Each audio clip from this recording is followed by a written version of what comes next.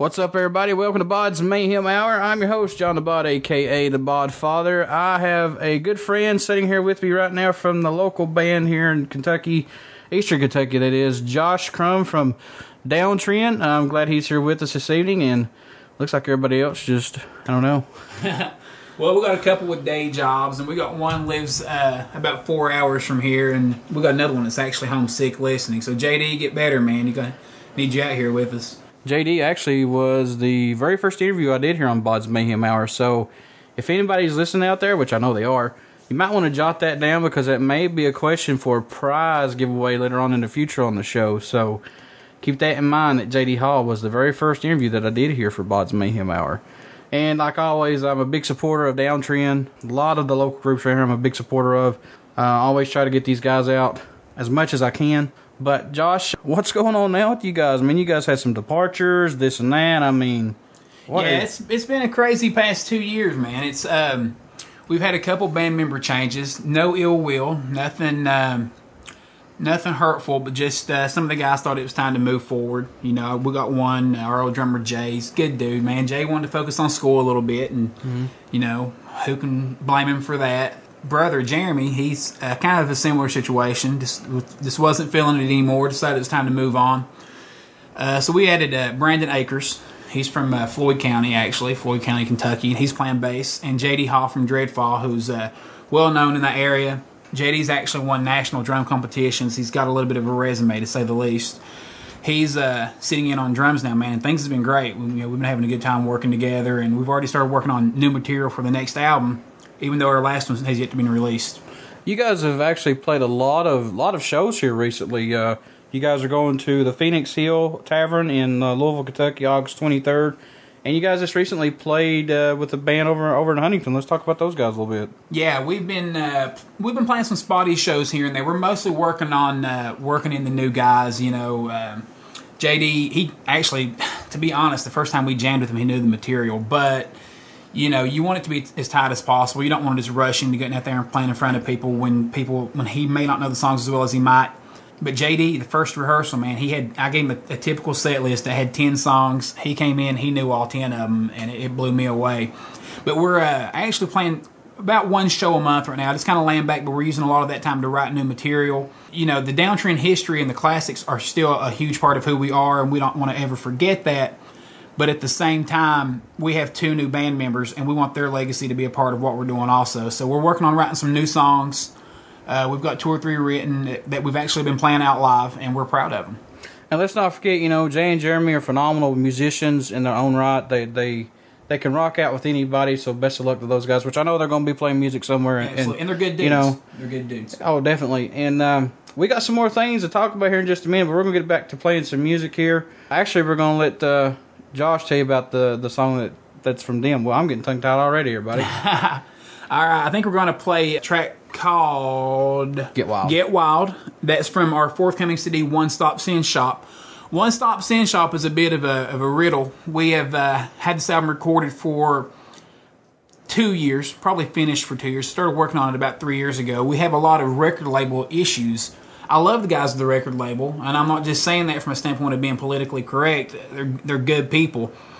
But for whatever reason, the CD still hasn't been released, and it's been finished for over a year. So we apologize. We do have fans, believe it or not, who ask us frequently when the album's coming out.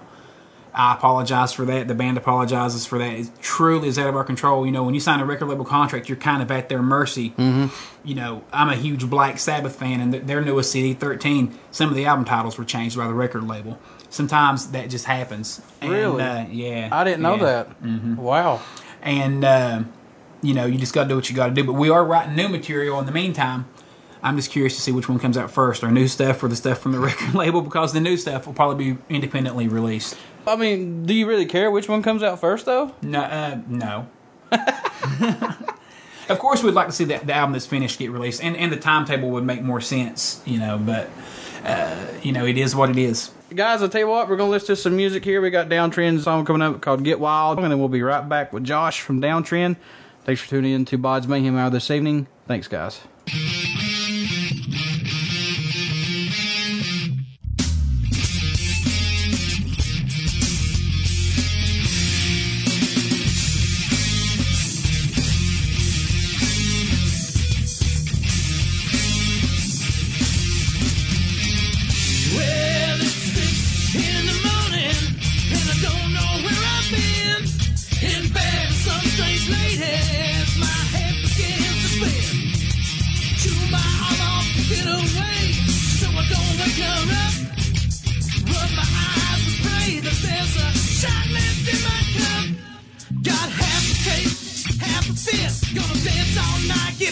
is pissed.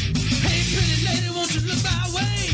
Just got one good thing to say.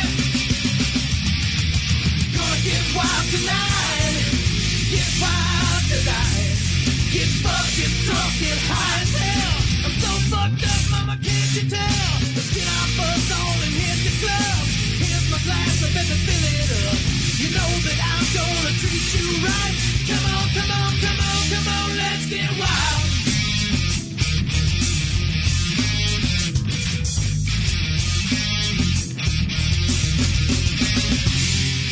The club is hot, the girls are fine. 6 shots of gag and I lost my mind. Looking for a honey to rock my world. White trash club, slut, nasty girl. Take you home or lay you on the floor. Just get it on until we can't no more.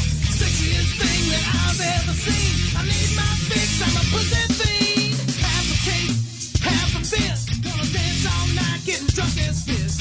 Hey, pretty lady, won't you look my way? Just got one good thing to say.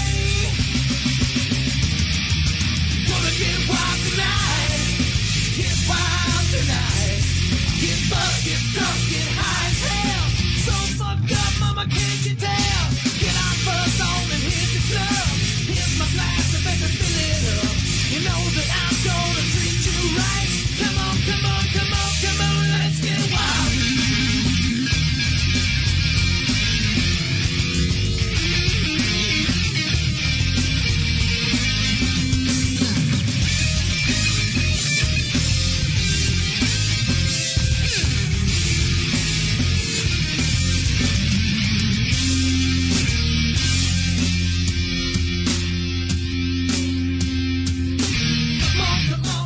Come on, let's get wild.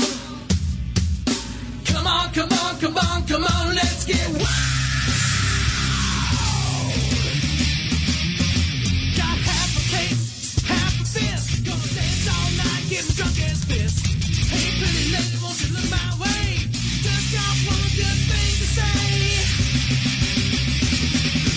Gonna get wild tonight. Get wild tonight. Get fucked, get drunk, get high as hell. So fucked up, mama, can't you tell? Get our fuzz on and hit the club. Here's my glass, I better fill it up. You know that I'm gonna treat you right. Come on, come on, come on, come on, let's get wild. Get wild.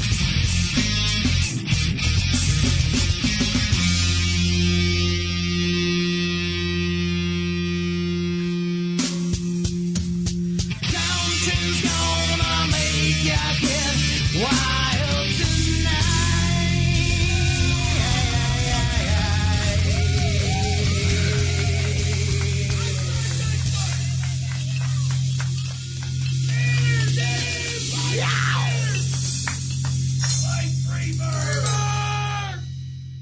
All right, welcome back to BODS Mayhem Hour. I'm glad you guys stopped in to listen to the show this evening. I have Josh from Dwntrend. He's sitting here with me. We're just talking about music and, you know, when their CD is going to come out. Hopefully it ain't 3 or 4 years from now. But We're halfway there. but thanks for listening, guys. I really do appreciate it. You were talking about JD a while ago. Were you surprised at the list of songs that you gave him, how easily he picked up on the music? Yeah, we really were. I mean, for anyone that's heard our music before, you know, Jay's not a bad drummer, and he plays a lot of intricate stuff. He definitely has his own style, and we knew when he decided to quit that it'd be hard to find someone that could actually just even play those songs. I knew there was 2 drummers in the area that could do it.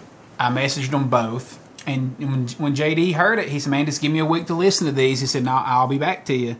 And I was concerned with, you know, is he going to try and put his spin on? Is he going to change everything up? Is he just not going to know the songs as well as we need him to? And I got to be honest, I mean, the first time we jammed, he knew them. He absolutely knew them. And then I walked out. It was just me and him, actually. And I walked out and I called the other guys. I called Brandon and Mike. And I was like, look, it's done. You know, this is done. I know I was talking to you about the Expo Center up there. Are you guys going to play up there possibly? Hopefully, maybe? Last I heard, the Expo Center said they were not going to do any more rock shows. They booked Hoobastank for a 7,000 seat venue, and then when it flopped, they said no more rock shows. That's a true story. But nothing coming up, and we're hoping to do something local by maybe the fall. I don't think it'll be at the Expo Center. Maybe out in the park or something fun like that. Just to, we live here. JD really wants the people from around here to see us with him. He's excited for that. Brandon, of course, like I said earlier, doesn't live here anymore, but we have to drag him in town for a little while. But, that sounds like fun if we can maybe work something out for around October. There's really not a whole lot of stuff around here for local bands. I mean, you've got very few outlets, and that's the reason why everybody has to leave, to go to West Virginia or Lexington or Louisville, because there is nothing here. Oh, absolutely. We've always said, we've been together for 9 years now, and we've always said our home base is Huntington, West Virginia. And it's nothing against Kentucky. It's nothing against the people here. We love it here. But there's never been a ground for us to really put our feet into on this area. There's no venues to play. To be honest, it's the Bible Belt. If you play outside, the cops are coming by asking you to turn down 15 times. Yeah. We've been shut down a lot of times locally. And there's no outlets here for a hard rock band. How's it playing like in Louisville and Lexington and Huntington versus playing here as far as venues? It's very different. I mean, like I said, here there's zero. I mean, I'm not trying to put down our area, but there's no venues for a live band around here. Down there's several. I mean, we play 4 or 5 different clubs in Louisville. We do 2 or 3 different ones in Huntington. And like we go up. We even go farther north sometimes. And sometimes we go down to Tennessee and Virginia and those areas too. But there's definitely a lot more opportunity. And up there, they really treat you more as a professional artist. You're not looked at as some local who probably sucks because you're local or this or that. We go up there. We're usually opening for somebody. We've opened for some of the biggest names in hard rock right now. We've played with Seven Dust, Avenged Sevenfold, Blackstone Cherry, 10 Years. I mean, I could go on and on. And when we open for those bands, we get treated about like they do at those shows. It's a good time. So how does it feel when you're opening up for those bands, and what advice do they give you? Do they listen to your actual set? What do they do? That's hit and miss. Sometimes they hear us, sometimes they don't. About the best reception we've ever had from a national headliner would be Pop Evil. Their lead singer, Lee, he cornered me one night and talked to me for about an hour, and he's drunk. And he was being really aggressive, to the point that people thought we were arguing, but we really weren't. He was just telling me how good he thought we were. He said, you guys have the goods. He said, we play every night, and there's always somebody in the area opening up. He said, you guys stand out. He's like, you need to really put the work behind this and get out there. And the biggest thing he told me that we don't have that we could use was money. He's like, it takes a lot of money to get out. You got to find some sponsors and some investors. He said that, little fact for you people that may not know this if you know who Pop Evil is, but Kid Rock. He said Kid Rock put 6 figures into their band, and that's what helped them get out. They're from the same area, and, sometimes it takes that hand up. Now, I'm not asking for donations, but if you want to send one, 122 Peach Orchard Drive, Pikeville, Kentucky, 41501. But no, really. But yeah, we've had some responses like that. We have, and it's always fun. Especially, one thing about Dwntrend that I can say, versus a lot of other bands we play with, regional bands, we always seem to appreciate playing with the bigger band, and we appreciate who they are and where they come from, and we tend to respect that a little more. We usually stick around and watch their shows and rock out with them, whereas a lot of bands will take off, but we want to support them the way they supported us by being there listening to us at the same time. That, and we're fans first. We enjoy it. We it's cool to play with okay, my favorite band of all time is Ozzy Osbourne, Black Sabbath. Anybody that knows me knows that's the end all be all for me. But behind those guys is Seven Dust. We play with Seven Dust. I've met Seven Dust several times now, and LeJean always remembers me, and they're nice guys. And it's awesome that I can say I've shared the stage with my favorite band. I can say, hey, I kind of know those guys all because I play music, and it led to that, and that's really it's great. Not many people have that opportunity, and in some bands, they'll get that one opportunity, and for some reason it's over after that. I don't know what the. I guess it's just the whole chemistry with the whole band. But Josh, we're gonna get back to playing some music here. That I told you I'd get tongue tied eventually on here.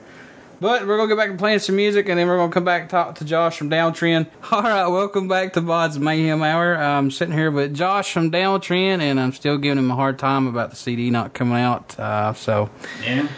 There's other bands that are got CDs coming out so far, and still waiting. Still waiting. Hey, in the past 2 years, we filmed a movie. It's never came out. We filmed a music video. Never seen it. We've recorded a CD that's been done for 2 years, finished for 2 years, yet to hear it. The CD we do have out on iTunes and on Amazon and all those websites, and www.downtrendmetal.com. It took us a couple years to get it out also, so I don't know. We have a black cloud over our head with the releases, I think. Yeah, but just wait till it does come out, man. You know, I think it'll... I'm going to release it all at once as a box set. You can get 2 or 3 CDs, a movie, a music video. Wow. And a movie. Yeah. And a movie. Can't beat it.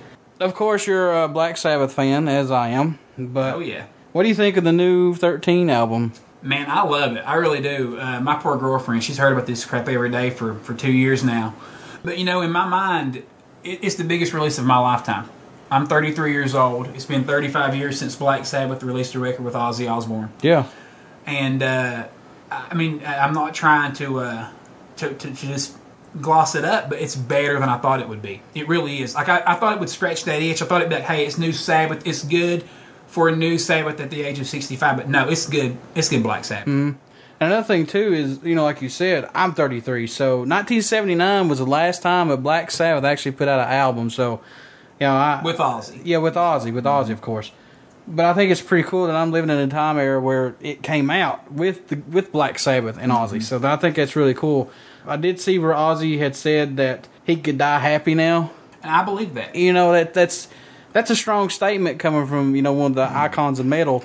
But do you think that this may be their last album together? You know, they're already throwing out hints that it won't be. But if it is, I think that's okay, too. You know, It's Ozzy's first ever #1 record in the United States. Mm-hmm. Period. Be that solo with Sabbath. So, of course, for the Sabbath guys, it was their first #1 album. They had been #1 in England before, but this album went #1 in 50 countries. You know, you reunite with your brothers that you knew since you were 16 years old, and 43 years later, you write an album that goes to #1. You're 64 years old. You know, it goes #1 in over 50 countries. Mm-hmm. That's a nice one song. Yeah, that shows you right there. Mm-hmm. Sabbath has a strong following. Following. Absolutely. And I think what really topped it off was once the album was released, the music backed it up. Oh yeah, definitely. I definitely agree. You know, I think Tony Iommi on this album killed it. Honestly, Absolutely. I mean the guitar tracks is awesome. Geezer, awesome on bass. Now the drummer is actually Brad Wilk. Yeah, from Rage Against the Machine, and I can't think of the other band right now that he was with Chris Cornell. Audioslave. Thank you. But he's not touring with him, I don't think, is he? No, it's Tommy Clefados is touring. It's Ozzy's drummer. I think the band actually wanted Tommy on the album, and Rick Rubin kind of stepped in and was like, no, we want a drummer with more swing, a drummer that's a little bit more jazzy, and that is Brad Wilk, to be fair. If you've ever listened to Rage Against the Machine, you know he's definitely got a swing and a jazz feel to him. And I'm not complaining, because I love it. I love what he did on the record. You know, sad, of course, that Bill Ward couldn't be there, but, you know. I can't say I have a favorite track on this album because they're all good. Hey, oh yeah. If I had to pick, I think End of the Beginning, the first track. I really like that. It's got a lot of that classic Sabbath. It's 8 minutes. It's got about 4 left turns in it to where, you know, you think you know what's happening, then it totally changes. Just like my interviews. Just like your interviews. Just like your personality. You know, we're talking about music, and he's like, man, the Reds are sucking. And I'm like, I know. Yeah, really. But, but yeah, I mean, they knocked it out of the park. They really did. I'm proud of my guys. Another thing, too, I saw a documentary with Ozzy, and they were talking to him about, actually, the Lemmy documentary. You know, he said Lemmy is actually the godfather of metal thrash music. Coming from them, that's huge. Absolutely. Absolutely. Well, I mean, Ozzy, he says that a lot. People are like, how are you still alive? And he's like, don't ask me, ask Lemmy. Yeah. You know, which I think Lemmy's been sick. So. Yeah, Lemmy, speaking of that, Motorhead actually had to cut their set short at the Wacken Open Air concert this past weekend because of Lemmy's defibrillator. Yeah, I think they did like 5 or 6 songs, and it was supposed to be in like 75 minutes or something. Yeah. So Lemmy, damn it, get better, man. I saw Lemmy back in '98. I don't want to talk to you right now. I did. Hey, I'm going to see Black Sabbath twice with my wonderful girlfriend Valerie here, who tolerates my shit. We're going to see 2 shows on this 13 tour, and that will be my 16th and 17th Ozzy Osbourne concerts. Wow. Yeah. I'll be jealous of that, too. Matter of fact, the day I seen Lemmy, Ozzy was there. It was Ozfest. Reds are sucking right now. So. But anyway, yeah, I mean, I wish I could say I've seen bands that many times, but I haven't. Well, some people think I'm weird, but, you know, I love it. I would honestly, even JD, our drummer, JD was like, man, he's like, I wish I had a passion like that for a band, for just one group that I could really follow. And it's a blessing. It really is. It gives me something to be excited about. You know, this new CD. You know, when it came out, when 13 came out, the world was excited. I was excited for 2 years. I'm still excited. You know, it means more to a true fanboy or a freako than it does the general listener. And that's okay by me. So today, as I'm on Facebook, I get a message from Josh. Are we going to play Sabbath on the show? Yeah, we are actually. But that's cool. I'm glad that there's more passionate fans out here that love music and just like it for just the way it is. And that's kind of what I think is sad today. I mean, you know, maybe I'm getting old. I'm 33. I don't think that's old. But there's not passion for bands like that anymore. No. Who is the Black Sabbath of this generation? You may say Corey Taylor. I think, you know, from a commercial standpoint, maybe Dave Grohl. Black Label. Black Label. But but there's really not those, you know, the Deep Purples and the Kisses. No. It's done. And that's sad, and I don't understand. And it kills me that I see these you know, new bands that are coming out, and I'll put their videos up, and you'll see the comments of people saying, give us something new, you know, make it new. What do you want? What do you want? Everything's been done pretty much. And even the Sabbath, that's one thing I said before it was released. I said they owe us nothing. Yep. So whatever we get's bonus, you know, and then it ended up being amazing anyway. But very true. All right, welcome back to BODS Mayhem Hour. I'm sitting here with Josh from Downtrend. Thank you guys for listening out there. Josh, before we let you go here at the bottom of the hour, what does Downtrend bring to metal music? We are the perfect mixture of melody and madness. We like to have hardcore riffs with melodic hooks. So the riffs are more along the lines of a newer Seven Dust kind of sound, but we have kind of an old school vibe with our vocals. We believe in having vocals that you can sing along to. All right, now we've talked about JD, and you got Mike, and you got Brandon in the band. Brandon's listening right now. What's going on, Brandon? What do you think that Brandon brings to the crew? Brandon brings that sensibility. He's real quiet. He doesn't have a lot to say at the moment. He thinks things over, then he talks to you later. So Brandon kind of brings that opposite of JD, whereas JD's more the excited, wants to do it right now kind. Brandon kind of will, like, he'll leave rehearsal and he'll message me and be like, man, I really like that song we're working on. But maybe we ought to do this or that. You know, he kind of has that, he's a quiet nature. He's the more humble member of the group. And what about Mike? Mike's the party animal. That's easy. Mike is the oldest member. Age will not be mentioned here, but he can drink us all under the table. Wow. Mike likes to have a good time, and that's what a frontman should be. He's the David Lee Roth of our group. Without the high leg kicks, right? Without the high leg kicks. He can do a low leg kick probably, or a sweep or something, but he probably hurt his hip doing that actually, so maybe not. Brandon, he's played with a local band around here. He was with a band called Downstep. Yep. And Brandon's just been a fan of Dwntrend for a long time. He's went on the road with us a few times for some shows. We done a quick tour up in Michigan. Brandon rode with us one time. I remember that. And he would just help us with our equipment and stuff. And similar to what JD did when Jeremy actually was going to move to guitar at the time. And we were looking for a bass player. And Brandon, he YouTubed the songs and would watch the videos. And he came in. He knew a lot of the songs we play every night.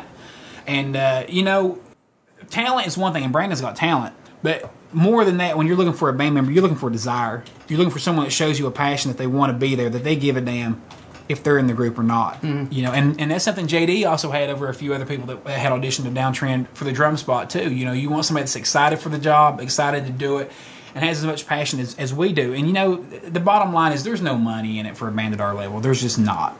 You know, we'll travel 3 hours, you know, spend $250 in gas and make $150 and then go home. Mm-hmm. And, you know, if you don't love it, you know, it's not for you.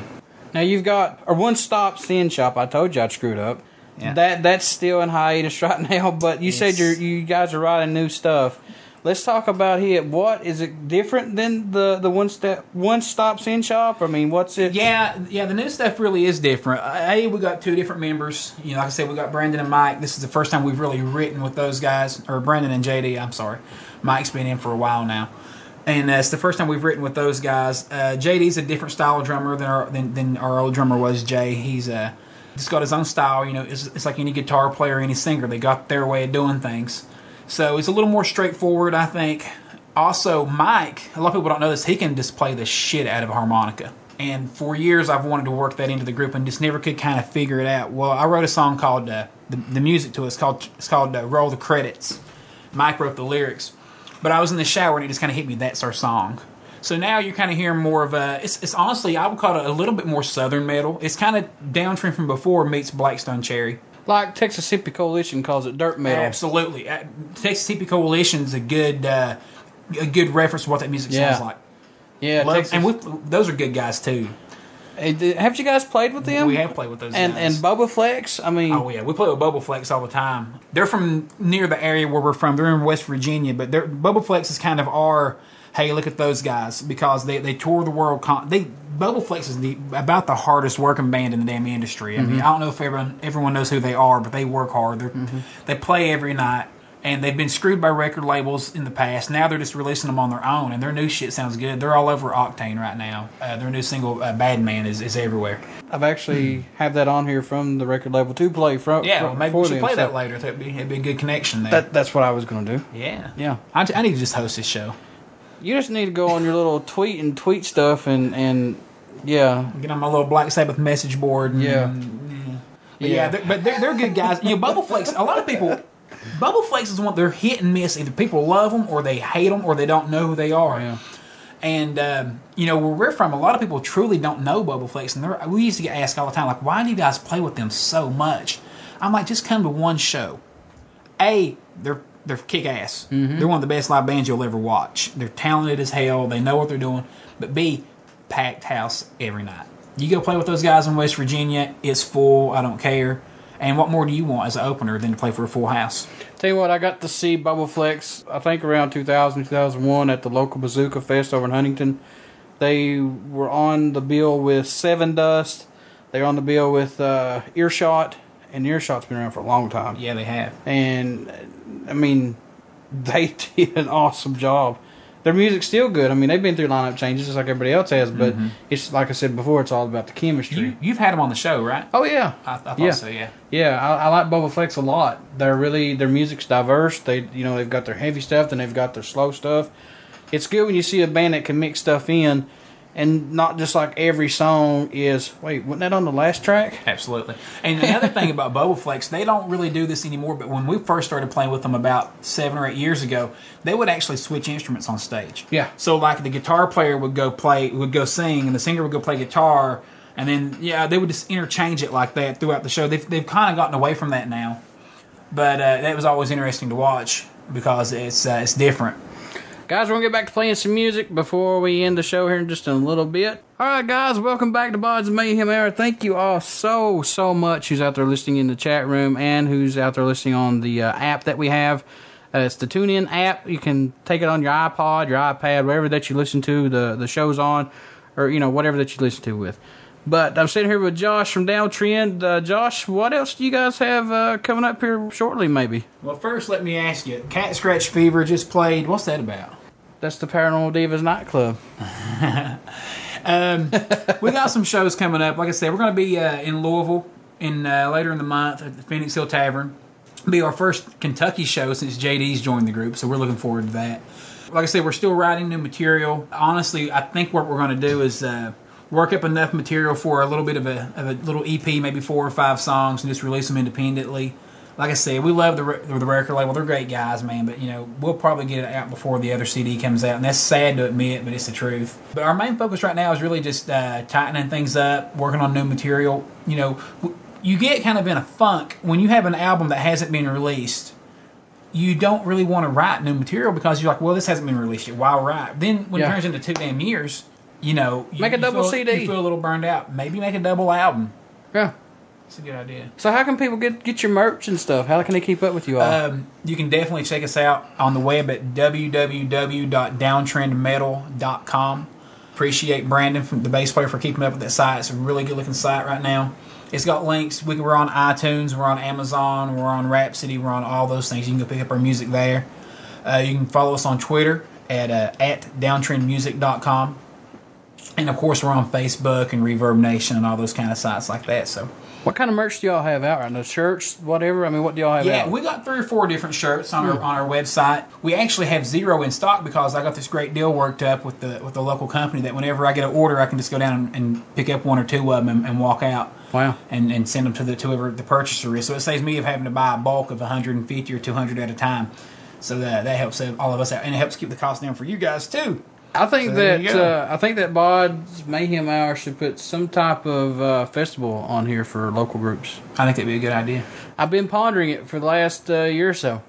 It's a good idea. Location. Not to mention that in our latest publicity photos we took, somebody was wearing a BODS Mayhem Hour shirt in a couple of the photos. That would be me. Yeah, and thanks for that. I Hey, appreciate it. Like you told me earlier, man, we support who supports us, and same as you support who supports you. Yep. And you know, we're all trying to help each other out. None of us do this for the money. It's fun. And, you know, it's just about supporting each other. Nothing's a competition. That's one thing I never understood a lot about the music scene locally is why people feel so competitive. Honestly, when Downtrend puts on shows and we're inviting bands, I want the best possible bands that can be there. Because if that show's kick ass, then people are going to come back. Mm-hmm. But if you get a bunch of half-ass bands and you play with them just to make yourself look great, well, yeah, but the show sucked.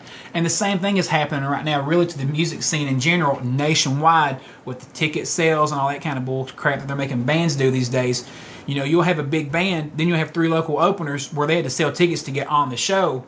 Well, yeah, they can sell tickets, but they suck. Yeah. And promoters are taking that over the bands that deserve to be there because they're a better band. And at the end of the day, that show sucks, and it hurts the quality of the show, and less people will come back next time. Everybody, next week we have another awesome group that's local around here in Eastern Kentucky. We have none other than Beneath the Black. This is Cody Dillon and the guys. I've been impressed with their music ever since the first time I heard them. He's got some acoustic stuff out, Cody does, and it's really, really great. And they're going to be on here next Tuesday at 6 p.m. Eastern.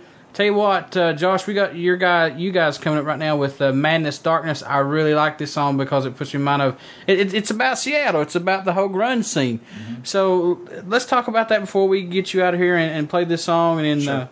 You know, yeah, Mike writes all the lyrics. Me and Brandon and the guys, we all work on the music, but Mike writes his own lyrics. But that song is essentially about the death of a scene, the death of a person, and they get haunted afterward.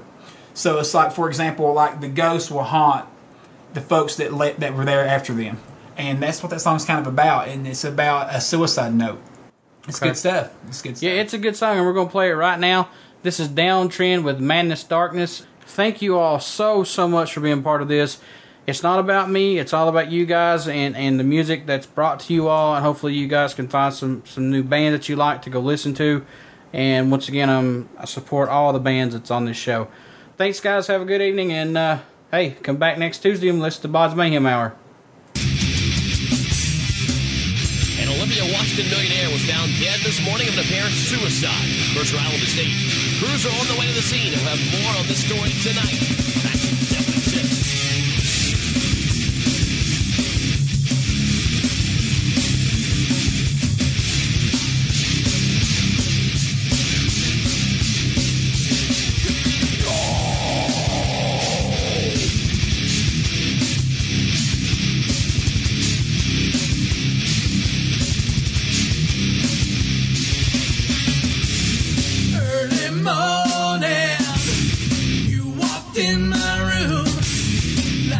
Wasted, ending much too soon. I was looking one last time, too many eyes wide open, but there's no longer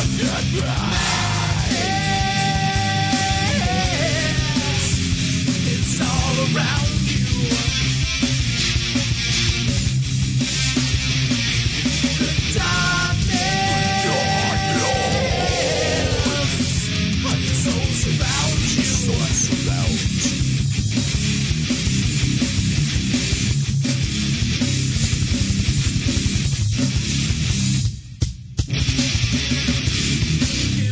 Crushing, hide the note that blames you. I'm in your head now. There's nothing you can do when you're lonely. I'm the fear that grips you. Ashes scattered, but I will always on you. Madness, it's all around.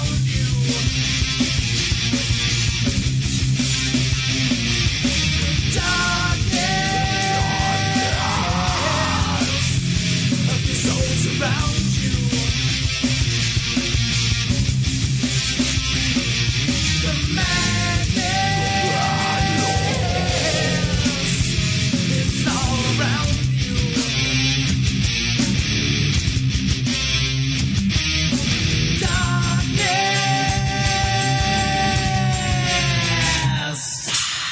Millionaire software developer Curtis Bainbridge was found dead this morning from an apparent gunshot blast to the head. The gun found lying across the chest of the deceased and the attached note have led investigators to make a preliminary determination. Suicide.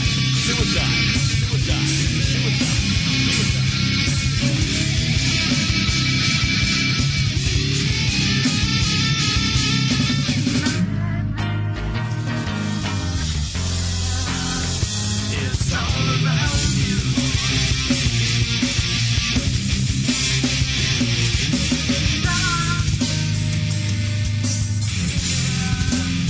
Controls around you.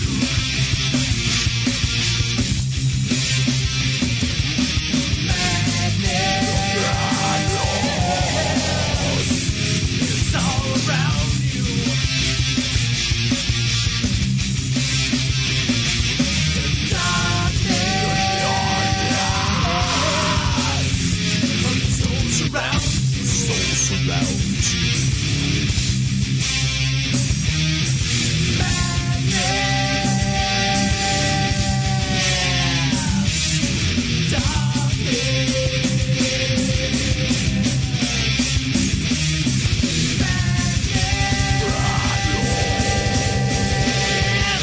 Shocking new development in the mysterious death of millionaire Curtis Bainbridge.